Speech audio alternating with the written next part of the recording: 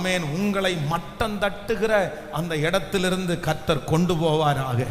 உங்களை அழிக்க நினைக்கிற அந்த இடத்திலிருந்து கர்த்தர் எங்க கொண்டு போறார் அப்படின்னு சொன்னா நீரூற்றண்டை. விசுவாசிக்கிறீங்களா இல்லையா? ஸோ வாலிப தம்பிங்க தங்கச்சிங்க எல்லாம் இந்த வார்த்தையை உறுதியா பிடிச்சுக்குங்க, உறுதியா பிடிச்சுங்க. ஆண்டவரத்துல என்ன ஜெபம் பண்ணுங்கன்னா, ஆண்டவரே என்னை இனி ஒரு இடத்துல கொண்டு போய் என்ன ஃபிக்ஸ் பண்ணுங்க. இந்த ஜெபம் முடிஞ்சதுக்கு அப்புறம் நான் ஒரு இடத்துல போய் செட்டில் ஆகணும், ஒரு இடத்துல போய் நான் நடப்படணும்.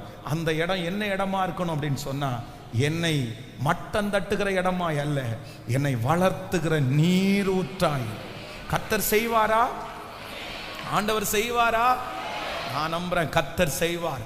இந்த யோசேப்புக்கு சொன்ன வார்த்தையை நிறைவேற்றினாரான்னு கேட்டா, கர்த்தர் அவனை கொண்டு போய் எங்க நட்டார் அப்படின்னா எகிப்துல கர்த்தர் நடுறாரு.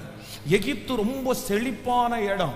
ஆனா இந்த எகிப்துல ஆண்டவர் நடும்போது இந்த யோசேப்பு என்ன நினைச்சான் அப்படின்னு சொன்னா, ஐயோ இந்த இடம் மோசமான இடமாச்சு, இந்த இடத்துல எப்படி வளர முடியும், இந்த இடத்துல எப்படி ஆசீர்வதிக்கப்பட முடியும்? ஆனால் யோசேப்பினுடைய தேவன் அந்த கடினமான எகிப்திலையும் கர்த்தர் நீரூற்றாய் மாற பண்ணி கர்த்தர் அவனை வளர்த்தி அந்த ராஜாவுக்கு மேலாய் கர்த்தர் அவன் தலையை உயர்த்தினான். நான்